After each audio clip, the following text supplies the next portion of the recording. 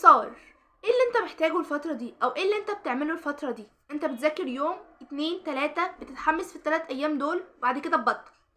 طب في طالب تاني كان بادئ معاك في نفس اليوم بس اتحمس يوم ورا يوم ورا يوم ورا يوم لحد ما جبت 6 ايام. انت جبت برضو 6 ايام بس متقطعين بعاد عن بعض. طب ايه اكتر واحد فيكم اكبر حصيلة، خصوصا ان انت ذاكرت 6 ايام وهو ذاكر 6 ايام؟ هو اللي اكتر، لان ال6 ايام بتوعه كانوا ورا بعض فالحصيلة بتاعته كانت كاملة على بعضها. بدل مثلا ما انت هتذاكر درس تيجي تحل عليه تاني يوم وتذاكر بعده، لا ده نسيت الاول هترجع تراجعه، لا هو ذاكر الاول وحل والتاني وحل والتالت وحل، فحصلته كانت اكبر منك بمراحل. ايه اللي بيحصل وايه اللي بيوصلك لكده؟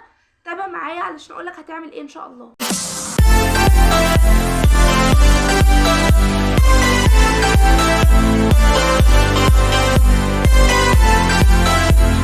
ليه انا ضربت المثل ده وليه انا قلت كده؟ علشان المثل ده قايم على الاستمرارية. انت الحوار كله اصلا بتاع المذاكرة بيحتاج منك استمرارية زيادة شوية، بيحتاج منك ان انت محتاج وقت لنفسك علشان تقدر تحط فيه نقط على الحروف. هتحتاج هتعمل ايه او بتعمل ايه وايه الغلط اللي بتعمله وايه الصح اللي انت محتاج تعدله علشان تقدر تمشي عليه.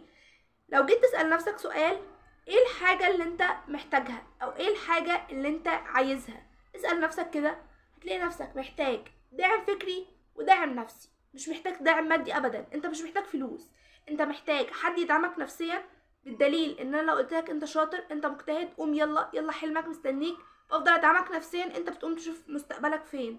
طب الداعم الفكري محتاج تشغل عقلك معاك، محتاج تقوله ان احنا في ثانويه عامه نفوق شويه علشان حلمنا مستنينا. طب انا هقول ده ازاي او هضحك على عقلي ازاي وازاي هوصله النقطه دي وازاي؟ نفترض ان انت اشتغلت على نفسك وبقيت كويس في المنهج بتاعك، خلاص خلصت ثانويه، خلصت التخصص بتاعك، اخدت منحه دراسيه وسافرت بره، نشطت نفسك، اشتغلت على نفسك اكتر، بس خلاص كانت نقطه التحول بتاعتك كانت ثانويه عامه. طب انت كل اللي بتقوليه ده بتقولي الواحد بدأ من زمان. الفرق ما بينك وما بين الواحد اللي بدأ من زمان ان هو خد خطوه من دلوقتي كده. في ناس كتيره بدأت من دلوقتي ووصلت بعدين، في ناس كتيره قدرت ان هي تعمل مستقبل لنفسها في الوقت الصغير ده. طب انا ازاي هعمل كل ده؟ اعتبر الفترة دي تمرين لنفسك، مش امتحان ثانوية وهيخلص وهدخل الامتحان كتبت الامتحان خلصت جبت مجموع دخلت الكلية بتاعتي او التخصص بتاعي اللي انا اتخصصت فيه. اعتبر الوقت اللي انت فيه ده بتبني حياة لنفسك بعدين، بتحط لنفسك خطط، بتحط لنفسك اهداف، بتبني لنفسك مستقبل، بترسم لنفسك حياة. كل ده انت بتعمله من دلوقتي.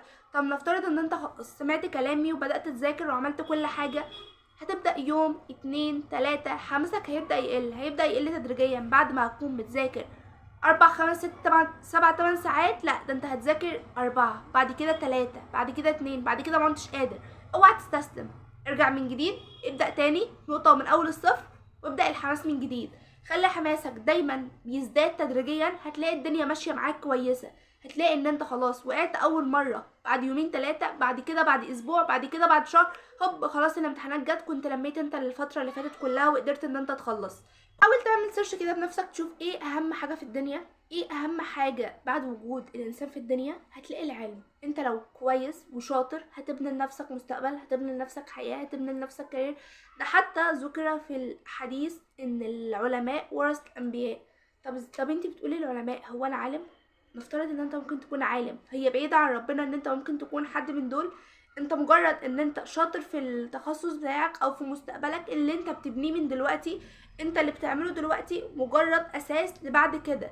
يعني انت لو بنيت دلوقتي صح بعد كده هتقدر ان انت تشتغل على نفسك. طب انا اصلا بقولك ان انا مش قادر الم المنهج، مش قادر اذاكر، اضحك على نفسك بقى. قول ان انا اللي بعمله دلوقتي ده خطوه لبعد كده. وانت لو مستقبلك دلوقتي بقيت كويس فيه مش هتقدر ان انت تبني حياه لنفسك عامه؟ طب انا هعمل ده ازاي؟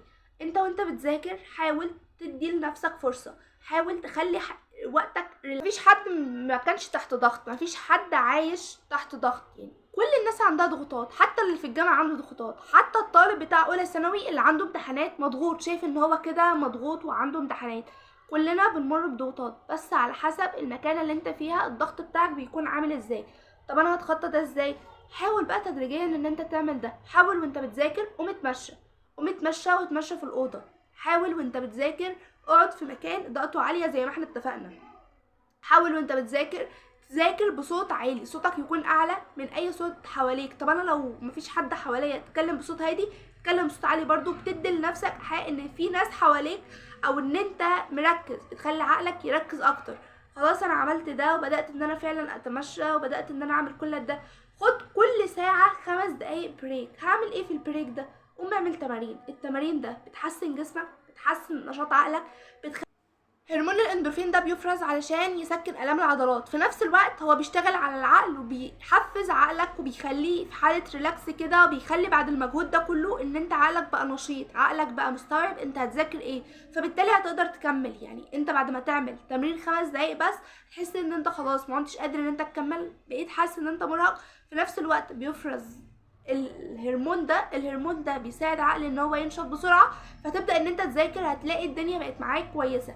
حاول تخلي مفيش ضغط، حاول تخلي مفيش اي حاجه، خليك ريلاكس. الفتره اللي باقيه هتكسبها لو قدرت ان انت تستغلها صح.